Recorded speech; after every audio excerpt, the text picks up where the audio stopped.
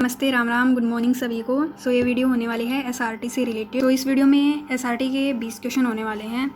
आप लोगों ने इतने कह रहे थे कि एसआरटी की वीडियो लाओ एसआरटी की। अब मैं ये एसआरटी की वीडियो शूट कर रही हूँ, फिर ये अपलोड हो जाएगी कुछ टाइम के बाद। मैं भी एक फुल टाइम स्टूडेंट हूँ, तो मेरे पास भी इतना टाइम नहीं रहता, तो पीडीएफ बनाने में भी ज़्यादा टाइम लगता है, वीडियो बनाने में भी। तो चैनल को सब्सक्राइब कर लेना एंड अपने जिस भी दोस्त का एसआरटी अभी आने वाला है तो उसके पास ये वीडियो शेयर कर देना। चलिए आज की वीडियो स्टार्ट करते हैं। एंड हाँ, वीडियो को स्किप मत करना, शुरू से लेकर एंड तक देखना। एंड अगर आपको वीडियो थोड़ी सी भी हेल्पफुल लगे एक कमेंट कर देना। एंड लाइक करने के लिए मैं नहीं कह रही, अगर आपको अच्छी लगे तो लाइक कर देना। चलिए फर्स्ट क्वेश्चन देखते हैं। मैं इंग्लिश में भी बता दूंगी एंड हिंदी में भी, दोनों लैंग्वेज में लिखे हुए हैं, तो आप जिस लैंग्वेज में कंफर्टेबल हो आप उसमें पढ़ लेना। If your cat has climbed at a high place, you are alone at home and you are afraid of heights, what will you do? अगर आपकी बिल्ली ऊंचाई पर चढ़ गई है और आप घर पर अकेले हो और आपको ऊंचाई से डर लगता है तो आप क्या करोगे? तो चलिए अब ऑप्शन देखते हैं। गेट हर डाउन समहाउ, मतलब उसको कैसे भी करके नीचे उतारोगे। Second, take in neighbours help, किसी पड़ोसी की मदद लोगे। थर्ड है let the cat come down on her own, कि बिल्ली अपने आप नीचे आ जाएगी। एंड फोर्थ है ignore your fears of height and gather courage to rescue her. Option number कौन सा करेक्ट होगा? 4 होगा। क्यों होगा वो भी मैं बता रही हूँ अभी। कि देखो, आपके अंदर एक फियर है, आप उस फियर को जब तक ओवरकम नहीं करोगे तब तक आप आगे नहीं बढ़ सकते लाइफ में। तो अपने फियर को ओवरकम करना होगा एंड आपको ही करेज करके उसको उतारना होगा।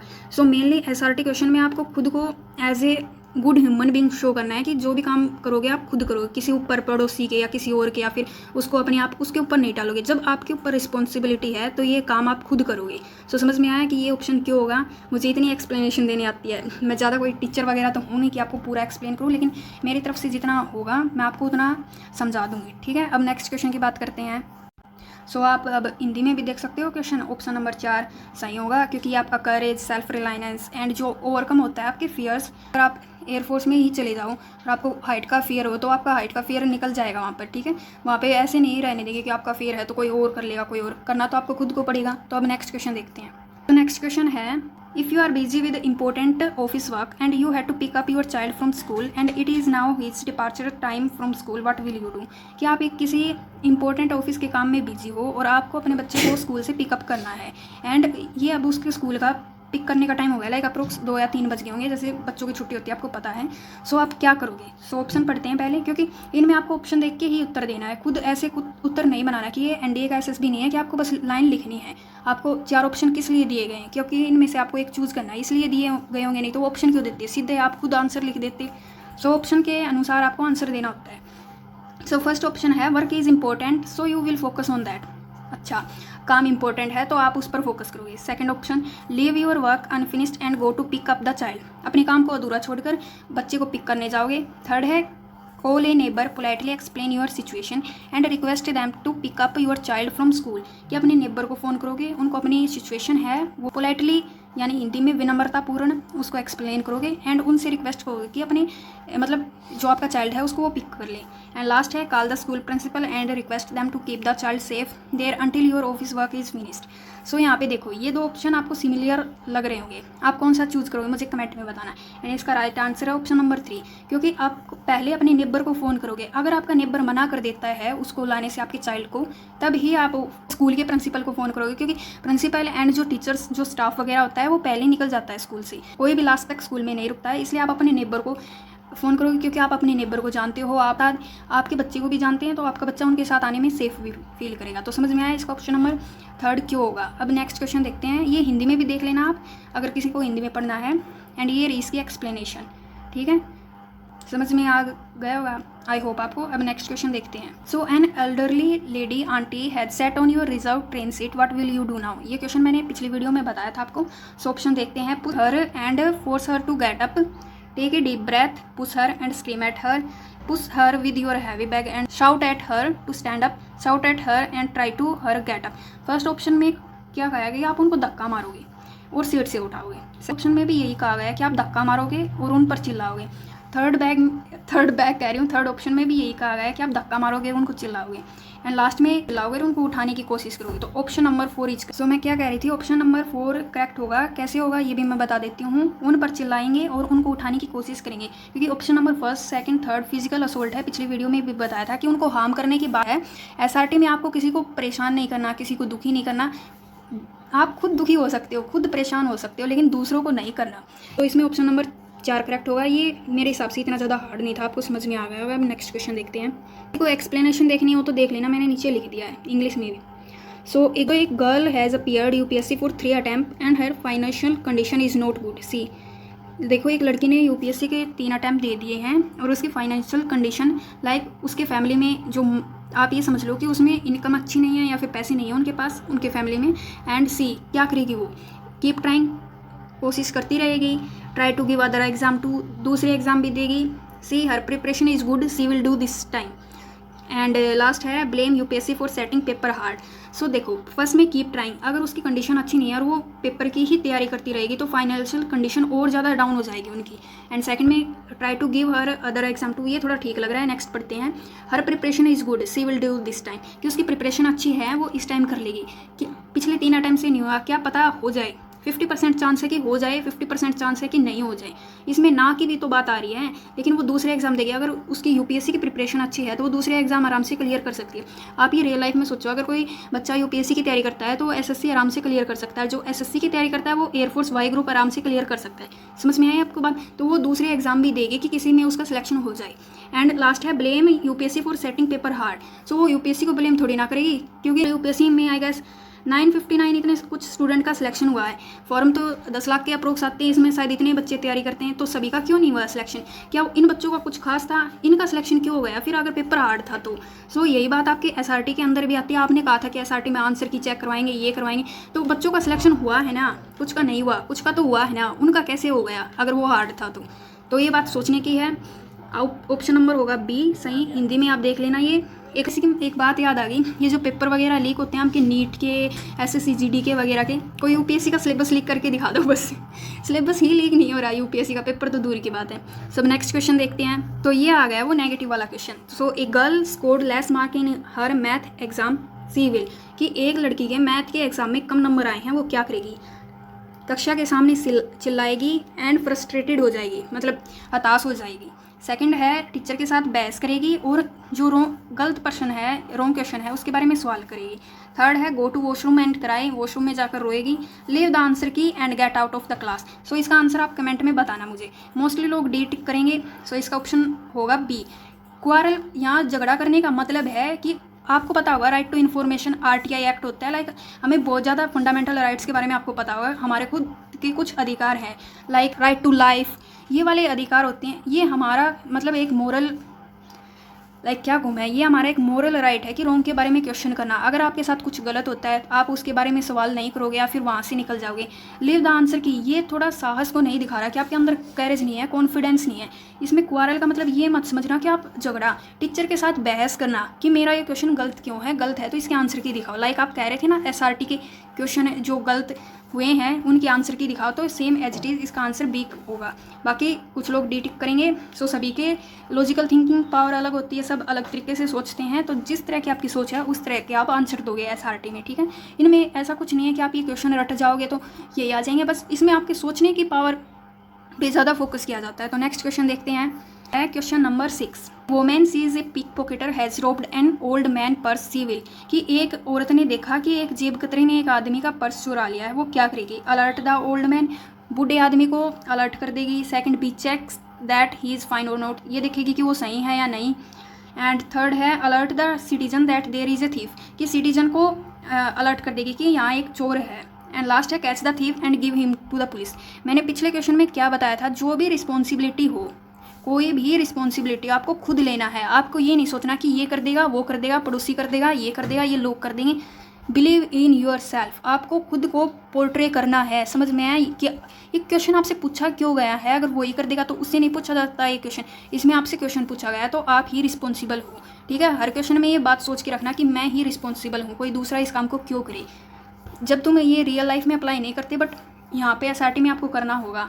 तो लास्ट ऑप्शन है बिल्कुल correct, catch the thief and give him to the police, क्योंकि उस पकड़ लेंगे एंड उसको पुलिस को दे देंगे। ओल्ड मैन को अलर्ट करेंगे तो ओल्ड मैन क्या उसमें इतनी पावर है कि वो चोर को पकड़ ले या फिर उसका पर्स वापस से चुरा ले? चोर तो उसको धक्का मार कर भाग जाएगा। एंड सेकंड है checks that he is fine, और नोट, वह ये चेक करेगी कि ये ही नहीं आएगा यहाँ पे इट, कि ये वाला जो सिचुएशन है ये सही है या गलत। तो इतना सोचने का टाइम नहीं होता, आपको जस्ट रिएक्ट करना होता है। थर्ड है कि सिटीजन को अलर्ट करेगी, there is a thief. Citizen को क्यों करेगी जब वो खुद कर सकती है। एंड ऐसी कोई बात नहीं है कि वोमेन नहीं पकड़ सकती, थीफ को पकड़ सकती है बिल्कुल आराम से। सो हिंदी में आप देख सकते हो इस क्वेश्चन को, हिंदी में देख लो। एक मैंने बताया है वही कि आप तुरंत क्या करोगे, आप लोगों को बताओगे। अगर वहाँ पर एक दो ही लोग हुए और उन्होंने भी मदद नहीं की तो आप क्या करोगे, आपको दूसरों का थोड़ी ना पता, आपको खुद का पता है। तो ये ऑप्शन आपका कौन सा, डी वाला करेक्ट होगा। नेक्स्ट क्वेश्चन देखते हैं, क्वेश्चन नंबर 7 वाला क्वेश्चन भी देखो अच्छा है। A women has faced financial loss in her business but her son irritates her for shopping, she will.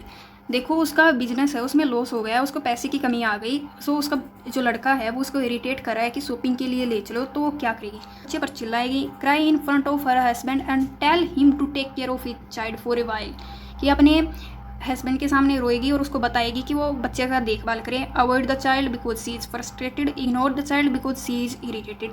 So avoid तो हम कर नहीं सकते, इग्नोर भी नहीं कर सकते, सो ये नेगेटिव वर्ड है। आपको किसी क्वेश्चन में देखें कि आप किसी चीज़ को अवॉइड कर रहे हो, किसी चीज़ को इग्नोर कर रहे हो, किसी चीज़ पर चिल्ला रहे हो, तो ये नेगेटिव की तरफ ज़्यादा जाते हैं। सो ऑप्शन नंबर बी सही रहेगा। वैसे भी इसमें क्राई है, ये भी नेगेटिव की तरफ जाता है, लेकिन वो कह रही है उसको कि रिस्पॉन्सिबिलिटी ले अपने बच्चे की, दोनों का बराबर इसमें पेरेंटिंग दोनों को करनी होगी, दोनों को इन्वॉल्व होना पड़ेगा। क्राई का मतलब ये है कि उसके सामने रोएगी और उसको बताएगी भाई मेरा लॉस हो गया है इतना, तब तक तुम इसको संभालो। ऐसे नहीं करी फॉर एवर, देखो आप यहाँ पे वाइल लिख रखा है, ठीक है। अगर ये फॉर एवर होता तो ये ऑप्शन भी गलत हो जाता, ठीक है, समझ में आ गया। यही क्वेश्चन आप हिंदी में देख लो। रोना एक इमोशन है, आपको पता होगा, इमोशनल वनरेबिलिटी। आपने साइकोलॉजी अगर कभी पढ़ी होगी तो आपको पता होगा कि रोना गलत नहीं है, कुछ कुछ सिचुएशन में रोना भी सही होता है। तो वो अपने पार्टनर के साथ अपना जो भी बर्डन है वो सारा शेयर कर रही है और उसको कह रही है कि चाइल्ड को सपोर्ट करो। ये शॉपिंग वगैरह का जो मैटर था इसमें, समझ में आ गया ये question. Next question, question number 8, relative needs blood and your blood group matches, what will you do. So ये क्वेश्चन, इस पर कंट्रोवर्सी भी हो सकती है, चलो देखते हैं। Will not give blood, blood नहीं देंगे।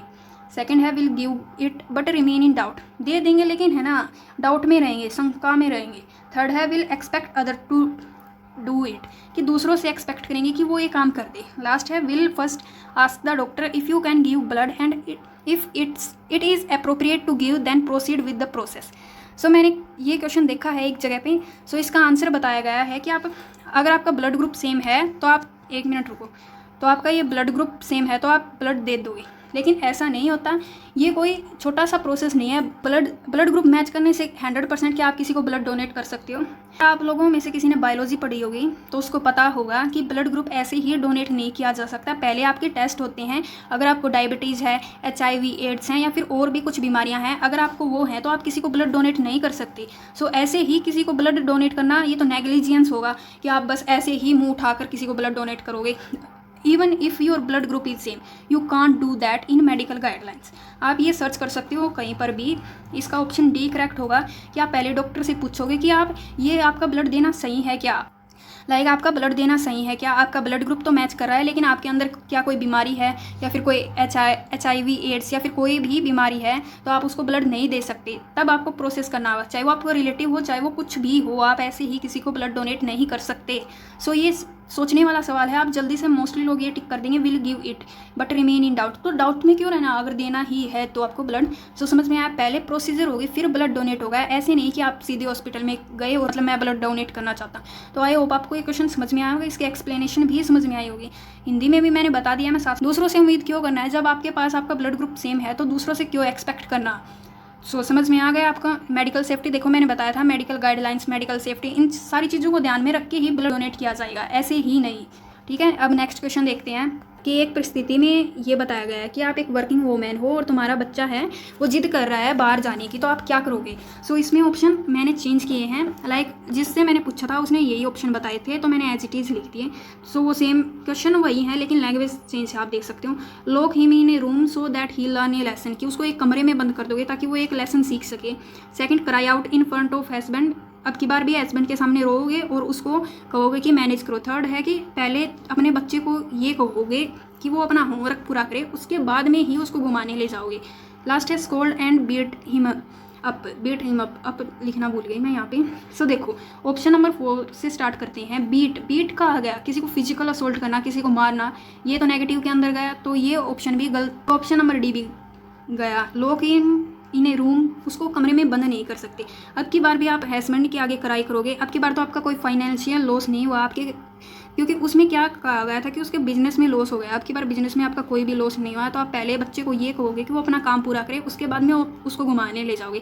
ये दोनों ऑप्शन में आपको डाउट होगा, लेकिन ये ज़्यादा पॉजिटिव है। ये थोड़ा नेगेटिव क्या अंडर आ रहा है कि आप हर बार तो इमोशनल वनरेबिलिटी नहीं दिखाओगे। तब तो उसकी सिचुएशन ऐसी थी कि उसके पास पैसे की कमी हो गई थी, तब उसको रोना पड़ गया था, लेकिन अब तो कोई ऐसी सिचुएशन नहीं है। इतनी छोटी छोटी बातों पर कोई वुमेन रोएगी तो नहीं, और वो वर्किंग वुमेन है, समझदार है वो, तभी वो काम कर रही है, तो वो ऐसी छोटी छोटी बातों पर तो रोएगी नहीं। तो समझ में आ गया, इसका ऑप्शन नंबर होगा 3 करेक्ट। एंड इसका हिंदी वाला ऑप्शन हाँ गायब हो गया। हिंदी वाला ऑप्शन यही आएगा कि पहले बच्चे को डांटेगी कि वो अपना होमवर्क करे, उसके बाद ही उसको घुमाने ले जाएगी। समझ में आ गया। एक अगर इसकी जगह ये इग्नोर वाला ऑप्शन होता तो आप क्या करते, बताना मुझे कमेंट में कि अगर इसकी जगह इग्नोर वाला ऑप्शन होता कि इग्नोर द चाइल्ड, सो क्या ऑप्शन करते। पता है बच्चे ऐसे ड्रामे करते रहते हैं, अगर उनको आप इग्नोर कर दो 1-2 घंटे तक, वो खुद ही शांत हो जाते हैं, वो इतनी ज़्यादा जिद नहीं करते कि मुझे बाहर लेके चलो। इसमें चाइल्ड की बात हुई है, चाइल्ड आपको पता होगा छोटे बच्चे होते हैं, वो इतनी ज़्यादा जिद नहीं कर सकते, वो खुद से घर से बाहर भी नहीं निकल सकते। समझ में आ गई बात। Question number 10, so you are going for a important day by your train and your document are missing. अगर आप ट्रेन से जा रहे हो और आपकी डॉक्यूमेंट है वो मिसिंग है, तो आप क्या करोगे। तो मैं इसके साथ साथ हिंदी बता रही हूँ, बाद में वीडियो को पॉज करके क्वेश्चन देख लेना, और हाँ आप ये क्वेश्चन के आंसर मेरे से पहले लगा के देखना, फिर आप एक्सप्लेनेशन देखना। सो फर्स्ट है inform the railway police immediately, कि रेलवे पुलिस को बताओगे। Second search the passenger, passenger के अंदर सर्च करोगे अपने document. Go back to arrange document, document arrange करने के लिए वापस जाओगे। Do not appear for the exam, exam के लिए अपीयर नहीं करोगे। लास्ट ऑप्शन गलत, क्यों, क्योंकि आपने इतनी मेहनत की है तो आप एग्जाम ही छोड़ दोगे, नहीं है तो पॉसिबल नहीं है। Last go back to home arrange document, मान लो आप 1000 किलोमीटर आगे आ गई, बहुत ज़्यादा लड़कियों का बेंगलोर गया है अब की बार मेडिकल, 1000 किलोमीटर के अप्रोक्स होगा बहुत जगह से, सो क्या वो वापस आ जाएंगी, बिल्कुल नहीं। सर्च द पैसेंजर, क्या आपके पास इतना टाइम है कि आप सभी पैसेंजर के अंदर सर्च करो। एक ट्रेन आपको पता होगा यूजुअली 14 से 15 डब्बे होते हैं, क्या सभी के अंदर सर्च करना पड़ेगा, क्या पता किसी ने चुरा लिया। तो आप सही है कि आप इन्फॉर्म करोगे रेलवे पुलिस को, क्योंकि काम है कि वो सर्च करके आपको अपने डॉक्यूमेंट वापस दे। समझ में आ गया, यही प्रैक्टिकल एंड लॉजिकल ऑप्शन यही करेक्ट है। Question number 11, you are an athlete, आप एक एथलीट हो and your leg is injured, कि तुम्हारे पैर में चोट लग गई है। The doctor prescribed 1 month of bed rest, कि डॉक्टर ने कहा कि आपको 1 महीने का बेड रेस्ट करना होगा, तो आप क्या करोगे। गो फॉर फिजियोथेरेपी रेगुलरली, कि फिजियोथेरेपी के लिए जाओगे। Start studying for other exam as a practical approach for the future, कि दूसरे एग्जाम के लिए भी तैयारी शुरू कर दोगे। Ask the coach to train you for national level tournament after the rest period is over, कि रेस्ट पीरियड ओवर होने के बाद आप ये कहोगे कि आपको मतलब दूसरे टूर्नामेंट के बारे में भी बता दे। Try to do exercise to recover. तो इनमें से सारे ऑप्शन पॉजिटिव लग रहे हैं, लेकिन मोर पॉजिटिव है फर्स्ट। तो सारे ऑप्शन हैं सही, लेकिन मैं बता रही हूँ अगर आपको रेस्ट मिला है तो आप 1 महीने के एथलीट हो। आपका एथलीट का काम क्या होता है, दौड़ भाग वाला जो रनिंग वगैरह करता है 100 मीटर की, 800 मीटर की, 400 मीटर की, तो आप 1 महीने में किसी एग्जाम की तैयारी कर सकते हो। क्या ये प्रैक्टिकल है, आप कमेंट में ज़रूर बताना कि 1 महीने में किसी एग्जाम की तैयारी कर सकते हो। Even if you are athlete, अगर तुम एथलीट हो, एथलीट का पढ़ाई से इतना ज़्यादा मतलब रिलेशन नहीं रहता, उसका मेन फोकस होता है अपनी फिजिकल ज़्यादा ध्यान देना। तो इसमें ऑप्शन नंबर फर्स्ट करेक्ट होगा। सेकंड वाला मैंने बता दिया क्यों गलत है। थर्ड वाला कि अदर नेशनल, आपका जो अदर नेशनल लेवल का आपको क्यों करना है, ये भी एक करेक्ट है, लेकिन ये बाद में होगा जब पहले आप रिकवर हो जाओगे। पहले अगर कोई बीमार है तो उसका पहला मेन मतलब पर्पज़ क्या होना चाहिए कि वो पहले रिकवर हो जाए, उसके बाद के ये काम होते हैं। तो आपको पहले जो काम करना होगा वही ऑप्शन चूज करना होगा। एक्सरसाइज पहले, फिजियोथेरेपी तो ले लो, आपको बेड रेस्ट बताया, बेड रेस्ट पर आप क्या एक्सरसाइज करोगे बताओ। तो ये इसलिए गलत है। मैं ये भी बता रही हूँ कि ऑप्शन गलत क्यों है एंड सही है तो वो क्यों है। आपको अगर कोई और ऑप्शन सही लग रहा है तो वो कमेंट में बताना, साथ में उसकी एक्सप्लेनेशन भी दे देना। है your father faced a huge financial loss, what will you do, कि आपके पिता के जो व्यवसाय है उसको लॉस हो गया, आपके पिता को फाइनेंशियल लॉस मतलब पैसे की कमी आ गई, आप क्या करोगे। Look for a full time labourer job, कि आप लेबर वाली जॉब करोगे। सेकंड है कि अपनी इंग्लिश में जिसको पढ़ना है वो पढ़ लेना, मैं हिंदी में बता रही हूँ क्योंकि मोस्टली जो हैं वो हिंदी में ही प्रीफर करते हैं। तो आप अपनी पढ़ाई को कड़ी मेहनत से जारी रखते हुए परिवार के खर्चों में मदद के लिए पार्ट टाइम ट्यूशन पढ़ाना शुरू कर दोगे। थर्ड है कि आप एक लोन ले लोगे दूसरे बड़े बड़े लोगों से अपनी लाइफस्टाइल मेंटेन करने के लिए। आप अपने भाग्य को दोष दोगे एंड अपनी फैमिली से बात करना बंद कर दोगे एंड अपने वेट करोगे कि आपके पिता दूसरी जॉब ले लें, तो आप कब तक करोगे? आपके पिता आपको कब तक खिला सकते हैं? आप खुद एक रिस्पॉन्सिबल पर्सन हो, आपको खुद कमाना पड़ेगा। तो ऑप्शन नंबर 2 इज़ करेक्ट। अपनी स्टडी भी कंटिन्यू होगी, इसके साथ फैमिली के एक्सपेंस भी मेंशन हो जाएंगे एंड आप बच्चों को ट्यूशन पढ़ाना भी शुरू कर दोगे, जिससे आपकी भी स्किल हैं जो पढ़ाई वाली वो भी अच्छी हो जाएंगे, आपको भी वो कॉन्सेप्ट रिवाइज होते रहेंगे। आप एक लेबर की जॉब तो नहीं कर सकते, अगर आप पढ़ रहे हो तो आप पढ़ाई के साथ साथ ट्यूशन वाली भी जॉब कर सकते हो, लेबर वाली से ये अच्छी है एंड ऑप्शन नंबर 2 करेक्ट है। You are traveling on a train and notice a suspicious unattended bag under your seat। कि आप ट्रेन के अंदर जा रहे हो और आपको एक बैग दिखा है जो कि किसी लापता बैग है, वो किसी का पता नहीं किसका बैग है, तो आप क्या करोगे? Open a bag to check if contain bomb and valuables. कि आप सलमान खान बन जाओगे कि इसके अंदर क्या बम है या कोई ज्वेलरी वगैरह है, ये चेक करने के लिए आप बैग खुद से खोलोगे। बैग को ट्रेन से बाहर विंडो में मतलब फेंक दोगे उसको। थर्ड है कि ट्रेन का जो कंडक्टर है, टीटी है, रेलवे पुलिस को आप अलर्ट कर दोगे, बता दोगे, और जो पास में आपके पैसेंजर बैठे हैं उनको भी अलर्ट कर दोगे। दूसरे कोच में चले जाओगे साइलेंटली, क्योंकि आप किसी को जान की आपको परवाह नहीं है, तो आपको ऐसा कुछ नहीं करना है। आपके लिए सभी की जान इंपॉर्टेंट है, खुद की जान जितनी इंपॉर्टेंट है इतनी ही दूसरों की जान इंपॉर्टेंट है। ऑप्शन नंबर 3 होगा करेक्ट, बिल्कुल ठीक है। सेकंड कैसे रॉन्ग होगा कि आप बैग को बाहर फेंक दोगे? आपकी भी कुछ रिस्पॉन्सिबिलिटी है, आपको उन रिस्पॉन्सिबिलिटी को फॉलो करना है, तो ये रॉन्ग ऑप्शन हो गया। लास्ट वाला मैंने बता दिया कि आपके लिए सभी की जान इंपॉर्टेंट है। फर्स्ट कि आप खुद देखोगे, अगर उसके अंदर बम हुआ तो आप क्या कर लोगे? आप विंडो से बाहर फेंक दोगे। उसके अंदर बम हुआ तो सीआईडी नहीं देखी आप लोगों ने, देखी होगी, तो ये ऑप्शन नंबर 3 है, ये करेक्ट होगा। हिंदी वाले हिंदी में पढ़ लेना, बता दिया मैंने साथ साथ, फिर भी आप एक बार स्टॉप करके देख लेना। नंबर 14 है, you made a major calculation mistake in a team project that lead to its rejection. कि आपने एक कोई प्रोजेक्ट बनाया, उसमें मिस्टेक होगी जिसके कारण कि वो प्रोजेक्ट आपका कैंसिल हो गया। आप क्या करोगे?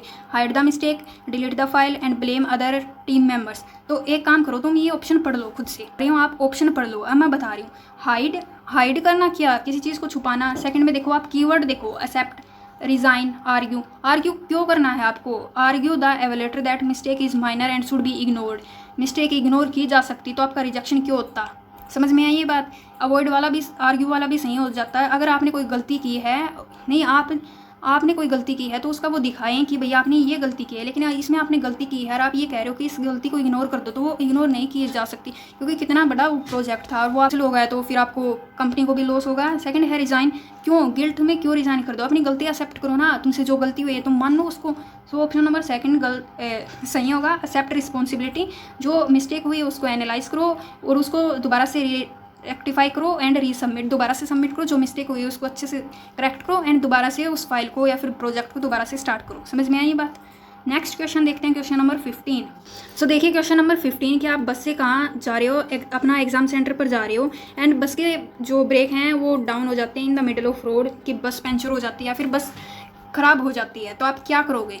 Start arguing with the bus driver and blame him for the delay. ये उसकी वजह से नहीं हुआ, बस है मैकेनिकल है, ये एक बस वो ड्राइवर ने थोड़ी ना उसके ब्रेक डाउन किए, वो अपने आप हुए हैं, आपको पता होगा। एंड सेकंड है कि step out, look for alternative transport, कि देखोगे कि कोई ऑटो है ट्रांसपोर्ट, कि कोई ऑटो, कोई लिफ्ट या फिर कोई और मिल जाए जो आपको सेंटर तक छोड़ दे।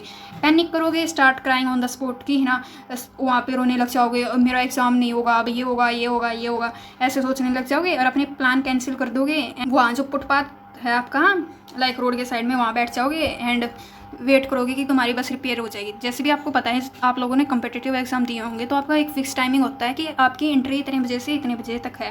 लाइक किसी एग्जाम की एंट्री 9 से 10 तक है, तो आप उस टाइम के इंटरवल के अंदर ही आप वहाँ जाओगे, तभी आपको एंट्री मिलेगी। तो आप ऐसे इतना तो वेट नहीं कर सकते कि बस रिपेयर हो, बस को रिपेयर होने में ज़्यादा टाइम लग जाएगा। तो ऑप्शन नंबर बी करेक्ट है। ये आपको दिखाता है कि आप काम माइंड से कैसे आपने ये ऑप्शन चूज़ किया है, कैसे आपने इस सिचुएशन को हैंडल किया है। एसआरटी का मतलब ही यही होता है कि आपके सामने डिफरेंट टाइप ऑफ सिचुएशन का एक सेट 5 क्वेश्चन दिए जाते हैं, 30 मिनट में करने होते हैं, तो आप अलग अलग सिचुएशन में कैसे रिएक्ट करोगे। है while preparing for your exam at night the power gets cut out unexpectedly and you have no backup light. कि आप अपने एग्जाम की तैयारी कर रहे हो, लाइट चली गई, आपके पास कोई भी बैकअप प्लान नहीं है, तो क्या होगा? आप ये सोचो, आप ये वीडियो देख रहे हो, लाइट चली गई, आपके पास कोई भी बैकअप प्लान नहीं है, तो क्या होगा? ये तो खैर आप फ़ोन में देख रहे हो, तो आप क्या करोगे?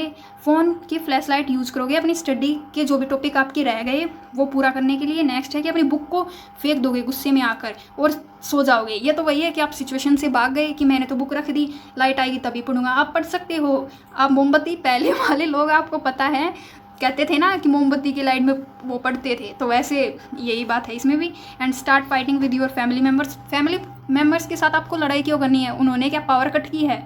लास्ट है break your study table of pure frustration, क्या आप गुस्से के कारण अपनी स्टडी टेबल को तोड़ दोगे।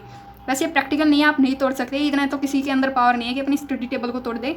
किसी की हल्की फुल्की हुई तो वो तो तोड़ सकता है। तो इसमें ऑप्शन नंबर ए करेक्ट होगा कि आप, यही पॉजिटिव ऑप्शन है कि आप अपनी फ़ोन की लाइट से पढ़ोगे। समझ में आ गया ये क्वेश्चन भी। आपको बुक भी नहीं फेंक सकते, आप किसी के साथ फाइट भी नहीं करना, आपको स्टडी टेबल भी नहीं तोड़ना है। नेक्स्ट क्वेश्चन दो पहले देखो कि आपके जो एडमिट कार्ड आया आपके एग्जाम से 2 दिन पहले आया और उसमें एक टाइपिंग एरर होगी। Assume you will be rejected, आप ये सोच लोगे कि मेरा तो सिलेक्शन होने वाला नहीं है, मैं रिजेक्ट हो जाऊंगा, सो आप स्किप कर दोगे एग्जाम को। सेकंड कि एक फेक एडमिट कार्ड डाउनलोड करोगे दूसरे ऐप से एडिट करके, तो ये पता चल जाएगा आपको, जो एडमिट कार्ड वहाँ से इशू होता है तो उनको पता चल जाएगा एग्जाम वालों को। थर्ड है immediately contact the exam helpline via email, call, carry government ID proof to the centre, कि आप उनको बता दोगे, अपनी सिचुएशन एक्सप्लेन कर दोगे कि मेरे में ये माइनर एरर है, कृपया करके आप इसको सही कर दो। एंड लास्ट है कि post angry videos on social media blaming the government system without checking, तो ये है मोस्टली लोग कर देते हैं ये, लेकिन ये सही नहीं है, ये नेगेटिव की तरफ ज़्यादा इशारा करते हैं कि आप वीडियो लेके, आप उस टाइम पे वहाँ एग्जाम सेंटर पर भी जाकर बता सकते थे कि आपकी ये प्रॉब्लम है, लेकिन आपने वो नहीं बताया, आपने सोशल मीडिया का मार्ग चूज़ किया है कि लाइक देखो ये ऐसे कर रहे हैं, छोटे मोटे टाइपिंग मिस्टेक सभी से हो जाती है, तो आपको कोऑपरेट करना चाहिए, ठीक है। आप वहाँ जाके बताओ तो वो मिस्टेक उनकी है, वो खुद डील करेंगे इससे, आपको इतना ज़्यादा पैनिक होने की जरूरत नहीं है। समझ में आ गया, इसका ऑप्शन नंबर C करेक्ट होगा। नेक्स्ट क्वेश्चन, लास्ट के 3 क्वेश्चन रह गए। आप और आपके भाई के इंटरव्यू के लिए जाते हो और आपने नोटिस किया कि उसकी जो शर्ट है उसके ऊपर कॉफ़ी का स्टेन लग गया, आप क्या करोगे। इंटरव्यू कैंसिल कर दोगे। आप शुरू से मतलब पूरा ऑप्शन पढ़ने की भी जरूरत नहीं है, वैसे मैं नहीं कह रही कि आपको पूरा ऑप्शन नहीं पढ़ना, पूरा ऑप्शन पढ़ने के बाद में ही आंसर देना। कैंसिल द इंटरव्यू, तो ऐसे आप एलिमिनेशन यूज करो, कैंसिल, तो ये ऑप्शन भी कैंसिल। पैनिक क्यों करना आपको, cancel. Quickly go to the washroom, try to clean the stain with water, कि आप वॉशरूम में जाओगे, जो स्टेन है उसको पानी से या टिश्यू से साफ करने की कोशिश करोगे और इंटरव्यू को बता दोगे कॉन्फिडेंटली कि यहाँ पे जो है कॉफ़ी वो स्पिल हो गई थी। एंड आप एक वो बताना, प्रोवर्ब इंग्लिश में होता है स्पिल द टी, उसका मतलब क्या होता है, चलो मैं बता देती हूँ। उसका मतलब होता है किसी के राज वगैरह बताना, स्पिल द टी, लाइक किसी भी बात के राज खोलना। सो लास्ट है tell your brother to hide behind your during the interview. Hide behind, कि अपने भाई को कहोगे कि आपके पीछे छुपे रहे पूरे इंटरव्यू में, तो वो सबसे पहले उसी को नोटिस करेंगे, वो जितनी ज़्यादा छुपने की जो कोशिश करेगा वो उसी को नोटिस करेंगे। सेम एज इट इज़ आप जीडी में जितना ज़्यादा छुपने की, कम बोलने की कोशिश करोगे, सबसे ज़्यादा वो आपको ही नोटिस करेंगे। सो ऑप्शन नंबर C करेक्ट है, क्योंकि ये पॉजिटिव है। अब आप एरिक यूज किया करो, लाइक फर्स्ट ऑप्शन कैंसिल, ये हो ही नहीं सकता, ये भी नहीं हो सकता, लेकिन आपको ऑप्शन पूरा पढ़ना है। मैं दोबारा से बता रही हूँ, कहीं आप कोई गलत क्वेश्चन टिक कर दो, अगर एक क्वेश्चन में सारे के सारे नेगेटिव हैं, जैसे कि मैंने कहीं करवा दिए क्वेश्चन, तो आपको सारे पढ़ने पड़ेंगे ऑप्शन। एंड हाँ, एक जीके का क्वेश्चन बताना तुम लोग, तुम्हारे एग्जाम में आ सकता है, कोई भी कॉम्पिटिटिव एग्जाम हो, कि फर्स्ट जो हाइड्रोजन ट्रेन, सॉरी इसमें राइटिंग मेरी अच्छी नहीं आ रही। सो जो फर्स्ट हाइड्रोजन ट्रेन है इंडिया की, वो कब चली एंड कहाँ से लेकर कहाँ तक चली, तो मैं इसका आंसर भी बता देती हूँ। ये 17 जुलाई 2026 को हरियाणा के जींद से चली सोनीपत तक। तो ये आपके किसी भी एग्जाम में आ सकता है, करंट अफेयर का क्वेश्चन है, इसलिए मैंने बता दिया। सो अब अपने क्वेश्चन पर फोकस करते हैं, नहीं आप कहोगे कि आपने जो क्वेश्चन थे वो तो नहीं करवाए और बात कर रहे थे आप। सो पहले returning home late at night you notice a fire breaking out in small empty shop on the road side, कि आप रात को घर लौट रहे थे, आपने देखा कि किसी दुकान के अंदर, वो जो छोटी सी खाली दुकान थी उसके अंदर जो है आग लग गई, आप क्या करोगे। इग्नोर इट, तो इसको भी हम इग्नोर करेंगे ऑप्शन को। Immediately call the fire brigade, spelling सही है ये, fire brigade, inform the local police को इन्फॉर्म करोगे, जो भी पीपल वहाँ रह रहे हैं उनको अलर्ट कर दोगे। रन अवे, क्यों भागोगे आप स्पोर्ट से, क्यों आप अपनी रिस्पॉन्सिबिलिटी से भागोगे, सो ये ऑप्शन भी गलत। Wait there for someone else, ये आ गया ना, इसको भी कट करना। आपको दूसरों के बारे में क्यों सोचना कि दूसरा आके ये काम करेगा तभी होगा, आपको रिस्पॉन्सिबिलिटी मिली है तो आपको ही उस रिस्पॉन्सिबिलिटी में काम करना है। So option number B correct होगा। Immediately call the fire brigade, inform the local police and alert the people living there, कि जो लोग वहाँ रह रहे हैं उनको इन्फॉर्म करोगे, पुलिस को बुलाओगे एंड फायर ब्रिगेड को फ़ोन कर दोगे, यही करेक्ट ऑप्शन है।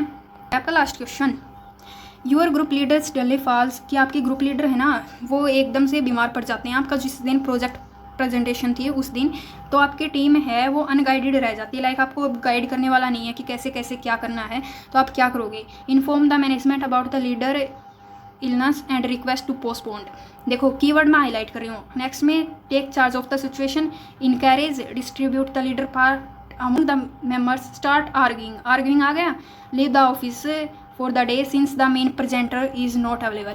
आपने वो प्रेजेंटेशन बनाई है, इतनी दिन की मेहनत है, 1 महीने तक की, आपने वो ऐसे ही कैंसिल नहीं की जा सकती। तो ये ऑप्शन भी गलत होगा कि आप ऑफिस छोड़ के भागोगे, अपनी रिस्पॉन्सिबिलिटी से भाग रहे हो। सो ये एसएसबी में आपने पढ़ा होगा, किसी ने एसएसबी दिया होगा तो उसको पता होगा। OLQs होते हैं ऑफिसर लाइक क्वालिटीज़, लाइक आपको रिस्पॉन्सिबल मेंबर बनना है, ऐसे ही बहुत ज़्यादा क्वालिटीज़ होती हैं, तो वो आपके अंदर होनी चाहिए, तभी आप एक ऑफिसर बन सकते हो अकॉर्डिंग टू SSB। सो आप ये रिस्पॉन्सिबिलिटी, ये इस तरह की लीडरशिप क्वालिटी आपके अंदर होनी चाहिए। सो ये है आर्ग्यूइंग एंड ब्लेम। तो क्यों किसी को आर्ग्यू करना, आपको इलनेस बीमारी किसी से बता के थोड़ी ना आती है आप आर्ग्यू करोगे। फर्स्ट पोस्टपोन तो करना नहीं है, आपने प्रेजेंटेशन बनाई है इतनी मेहनत से, उसको पोस्टपोन तो बिल्कुल भी नहीं करना है। So option number B correct होगा कि आप सिचुएशन का चार्ज लोगे, सभी को इनकरेज करोगे कि भाई अपने इतनी मेहनत से बनाया है, चलो इसको कैंसिल नहीं करते हैं, चलो अपने देते हैं, एंड कॉन्फिडेंटली आप अपनी प्रेजेंटेशन देते हो। तो ऑप्शन नंबर बी करेक्ट है। मैंने अप्रोक्स 20 के समथिंग क्वेश्चन करवा दिए हैं आपके, ये रहा, हिंदी में आप पढ़ लेना। सो अगर आपको कोई भी डाउट है तो आप कमेंट कर देना, कोई भी डाउट है कि कोई क्वेश्चन समझ में नहीं आया कमेंट कर देना। अगर आपको और क्वेश्चन चाहिए तो वो भी बता देना, मैं उनकी भी वीडियो बना दूँगी। अगर किसी और टॉपिक पे चाहिए, फेज़ 1 फेज़ 2 किसी भी टॉपिक पर, इंग्लिश, मैथ, रीजनिंग, जीके, किसी भी टॉपिक पर आपको वीडियो चाहिए कमेंट कर देना। एंड वीडियो को अपने दोस्तों के साथ शेयर जरूर कर देना जिसका भी फेज़ 2 है, ताकि सबकी हेल्प हो जाए। ये भी आपका एक OLQ है कि आपको सबकी हेल्प करते चलना है, खुद का नहीं सोचना है। And thank you at last. And अच्छे से अपने फेज़ 2 की प्रिपरेशन में लगे रहो। अगर नंबर कम हैं तो फेज़ 1 की भी साथ साथ करते रहो फॉर सेफर साइड।